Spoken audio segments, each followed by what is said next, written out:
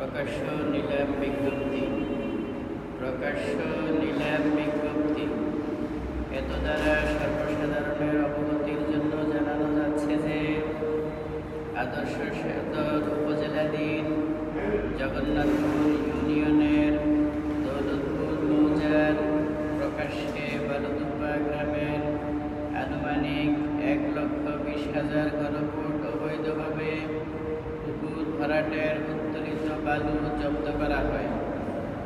অদ্য 7/4/2025 তারিখ রোজ সোমবার নিম্নবর্ণিত নির্ধারিত স্থান ও সময়ে উন্মুক্ত নিলামের মাধ্যমে জব্দকৃত বালু বিক্রয় করা হবে।